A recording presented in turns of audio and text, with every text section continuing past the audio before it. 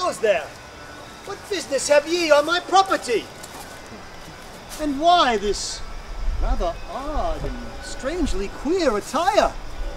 Answer me quick. Are thee Tory or Patriot? Patriot. You've answered well, and you are welcome here to my estate. Time. I fear I am either out of time or out of my mind. For the last time I set eyes on this place, there was only one stone there, that of my first wife.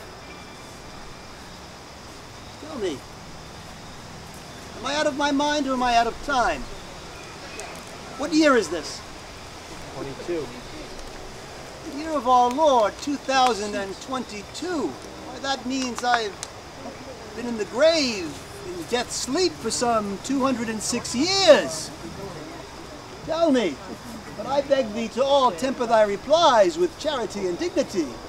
How dost thou look for a 206-year-old corpse? Not bad. You, madam, have a kind heart and a gentle spirit. Why, you rouse the muses and tempt me to take a third wife, if you understand my meaning. And you, sir, good God, surely you must be flattering me, for I fear the presence of a mirror may be near, and my blessed virtue and my cursed vanity would not permit me to indulge in such mice. But alas, time is something that goes before our eyes like a panoply, a sweeping panoply of time. There was a time when I knew not this land, for I was born in a far-off fishing village due north and east of here, a village named Sagtikos. Can you tell me if this town still exists? Oh, yeah. It does, glorious! Then perhaps some of the names of my family and relations have survived the ravages of time. The names of Thompson, or Woodhall, Brewster, Talmadge. For those are the names that I knew in my time. You see, I was born in the year of our Lord, 1743. In that village, my grandmother was a Woodhall. My uncle Richard Woodhall was the first magistrate of the town of Brookhaven. Does this name sound familiar to you? Brookhaven? Yes? Well, his second-born son was my first cousin, Abraham Woodhall. And he had an alias, you might say, during the Revolutionary War. The name given to him by His Excellency, the General George Washington, the name of Samuel Culpeper. He was one of George Washington's Secret Six. The cult aspiring I'm speaking of. Does this sound familiar to you? Yes. But I fear I get ahead of my horse here. Where was I? Yes, I was born in 1743 in Sagtikos, and in the year of our Lord, 1758, my father Jonathan, realizing that under the law of primogeniture, that was the law of these lands, for we were colonists. And that said that only his firstborn son was entitled to the share of his estate. And my father, being a good and just man, deemed a different outcome for his second-born. And he went in search of property. And it was here that he found it, in possession of the Carl family, who was originally of Huntington. But they weren't the first inhabitants, no. In 1692, Stephanus van Cortlandt, a Dutchman, the first mayor of New York, had purchased it from the Sagtikos natives, and in 1697 he erected the first structure on these premises. In fact, it was a 4-room hunting lodge that I first laid eyes on when I came here with my father. My father came here with me. As a young man of 15, I had to leave behind my home, as it were. My father told me, "Remember, my son, that many mickles will make a muckle." Does this ring true to your ears? Is it lost to the ravages of time as well? My mother, Mary, she would say, "Well, you know, your father means by that, my dear son. He says if you take care of the little things in life, the big things shall take care of themselves." So here I came. It was a very active time for me, 1772. Just 14 years later, I was now a young man of 29. I was very busy in this area. I decided that it was time for me to wed and to have a family. So that year I wed the lovely Mary Gardner of East Hampton. Let's just say that Mary was not fond of the four-room hunting lodge. So we began glorious additions to our home. 4 new bedrooms, a new parlor. Quite an undertaking. I was also busy at that time in forming the Suffolk County Militia, helped founding the first church of Islip, the first Presbyterian church, that is, and also appointed by none other than His Royal Majesty, King George, a magistrate. In my Uncle Richard's footsteps, I became the first judge of the town of Islip. But that wasn't the most important thing of my first year in marriage here. No, no. It wasn't the construction of our new home. It wasn't my appointments. It was the birth of my first son, Jonathan, who I named after my dear father. It wasn't too long after that the first shots were fired at Concord and Lexington. And we found ourselves in the middle of heated battle just 1 year later on the great plains of Jamaica and Brooklyn, the battle for Long Island. Oh, General Washington was in the thick of it, I tell you. He had to flee under the cover of night.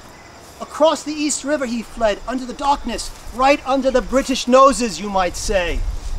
It was a glorious retreat, if such a thing could be said. But as the old expression goes, a man who fights and runs away lives to fight another day. But he who stays and weeps faces the ignominious name of defeat.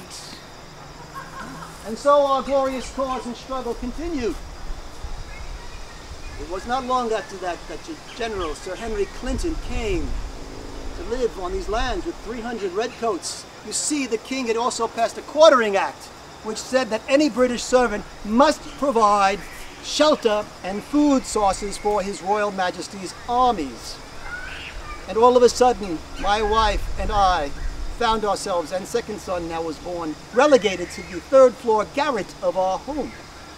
The 4 bedrooms were given to General Sir Henry Clinton, the commanding officer of the King's ground forces here in this region, along with his 3 aides-de-camp, Cathcart, Percy, and Erskine Bart. They all took our rooms. I, merely indignant, what could I do? I was a magistrate after all. Many of our neighbors fled for far-off Connecticut, known as the refugees of Long Island. These were difficult times. Those that were loyal to General Washington's cause. Now, you might say, where was I in the middle of all of this political machinations? And I said, well, I'm a king's magistrate. I will take a pledge of allegiance to the crown, which I did publicly and was able to stay in my home. But these were very difficult years. For 6 long years, the general and the aides-de-camp used our home as if it was their own, feeding and providing for 300 soldiers.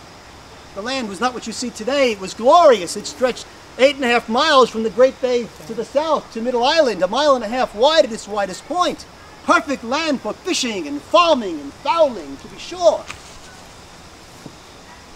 At last, the good news came in 1781, when Cornwallis finally surrendered to General Washington's forces at Yorktown.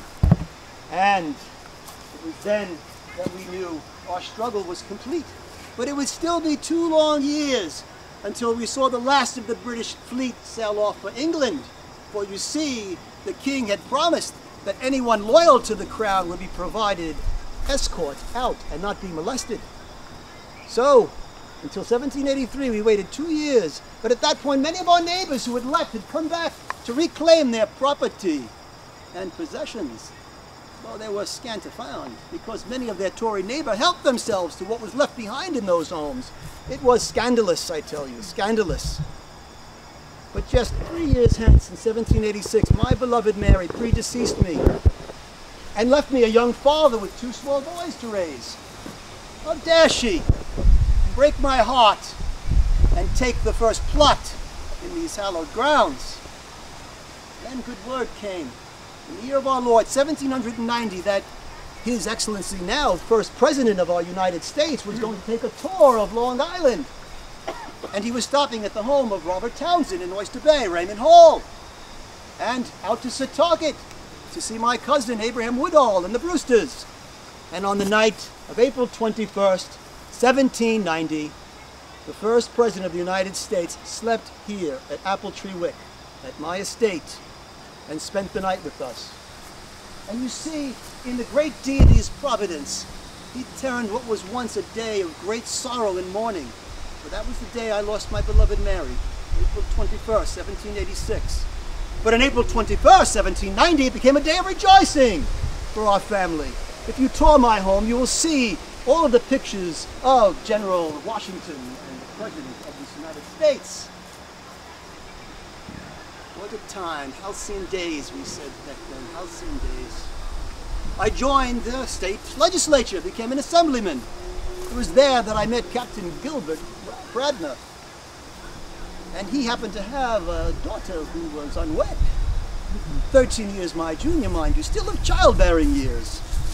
How fortuitous! And she came and agreed to marry me, and she added 2 more children to our home, 2 daughters. The first I named Mary, after my mother and granddaughter, and the second we named Sarah, after her mother. It was a very glorious and interesting life. But then, on a cold January morning of January 30th, 1816, I closed my eyes for the last time on this place, in this world. Just one day after my 73rd birthday, as it were. It was, by all accounts, a very interesting life. But I fear I have taken too much of your time.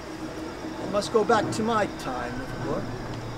So, I give you a fair adieu, but first I want to thank you for your generosity, your hospitality, and your great charity. I will remain your faithful and obedient servant, Isaac Thompson.